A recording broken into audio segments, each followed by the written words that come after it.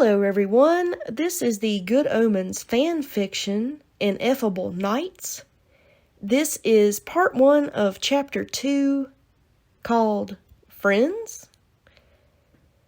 After that first night, Crow was a regular visitor to Azzy's little shack. Azzy asked Crow once if he might come visit him at his place, but Crow grew so panicked at the idea of Azzy in a place like the Cursed Forest, Azzy had not suggested it again. Angel, it's not that I wouldn't love to have you there, but the forest is home to things so dark, so vile, you can't even imagine. And you have that beautiful light about you that would draw them in like moths to a flame, only it would end up more like a pack of wolves around a newborn lamb. Crow sighed as he mindlessly moved a knight forward. I'm no weak lamb, Crow, Azzy grumbled as his king took Crow's knight. Oh, I know that, Angel. It's just the thought of you in danger, the thought of those things draining the celestial light from your body. Crow shuddered as he slid a bishop and took down Azzy's last knight. Please, for my peace of mind, stay out of that place, Azzy.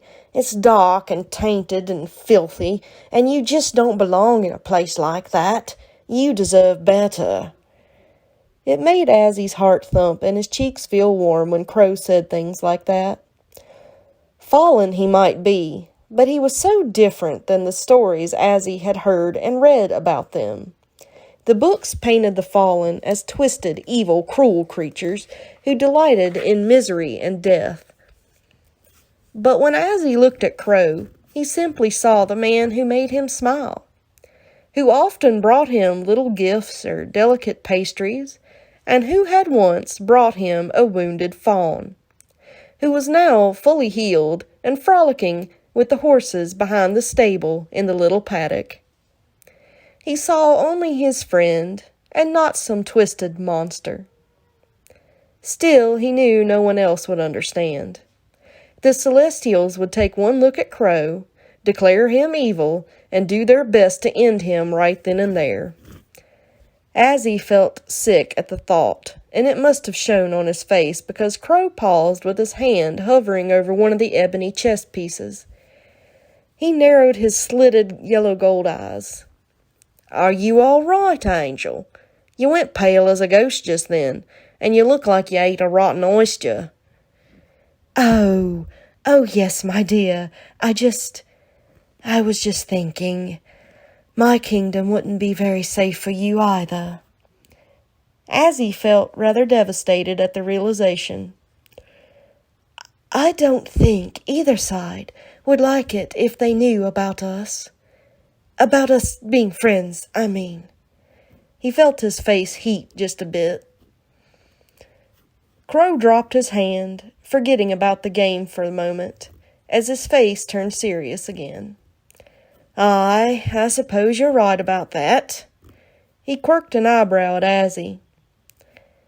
Does that mean, would you rather I stopped coming by? Because I warn you, Angel, I hate that idea. Don't think I could stick to it. You're the only real friend I've got, you know. Oh, Crow. Azzy hears his voice tremble slightly, and he muses that a warrior of the celestial kingdom shouldn't be so soft. But truth be told, he was soft. He liked old books, not weapons. He liked playing chess, not making war against living, breathing entities.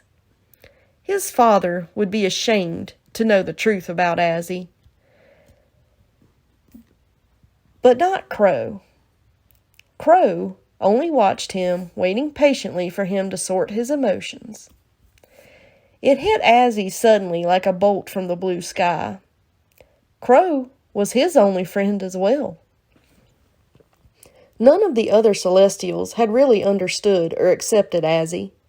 His love of stylish, sometimes frilly clothing, his adoration of food, especially sweets, his tendency to fret and fuss over things others thought ridiculous and feminine, How many times while training at the Knights Academy had he been laughed at, bullied, and called cruel names, and isolated from social events simply because of who he was?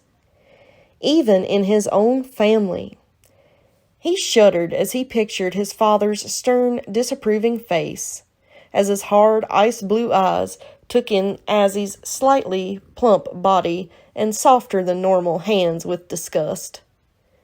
The day his father had dragged Azzy before the head knight Gabriel and demanded he be posted out here at this isolated, danger-ridden post to "let the boy here learn to toughen up and be a proper knight or he'll die trying," had been one of the worst days of his life.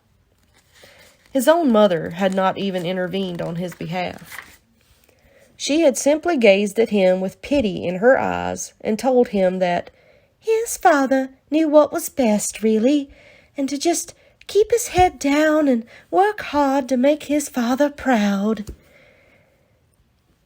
The only person in Azzy's entire life who had seemed to really get him, to accept him for exactly who he was Crow, the fallen, the black knight to his white, the naughty to his nice, the rough side to his soft. Azzy put a hand to his chest as he felt a rush of affection for the strange, red-haired man across from him. The one looking at him now with so much warmth and concern, even though the two of them should hate each other and want to kill each other. Crow, who was risking everything, including his own life, just to be his friend. My dear Crow. Azzy felt his eyes misting over, but he didn't try to hide it or blame it on the firelight. Not from Crow. I really am so extraordinarily thankful that you rode that beastly horse of yours right into my life, and that you stuck around even when I tried to make you go. I really don't deserve you. Crow's eyes widened and his cheeks flushed a bit as he stammered, What? Me? You don't deserve me? He looked incredulous. I've always thought just the opposite, Angel. You befriended me, Azzy. Me, a fallen. Angel, we fallen don't even like each other. His voice softened. You accepted me and let me into your dwelling, even though you had no reason to. You took a chance and you trusted me. I'll always be grateful to you for not treating me like a monster.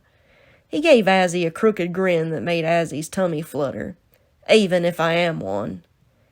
Oh, Crow, you're no monster. You're a far better person than most Celestials I could name.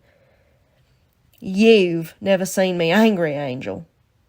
Well, I suppose that's true, but from what I've seen, Crow, deep down, I know you to be very sweet, kind. The words ended in a soft yelp as Azzy suddenly found himself slammed against a wall, suspended there by Crow's grip on his jacket's lapels.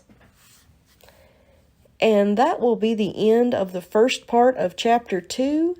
The next part will be here just as quickly as I can get to it.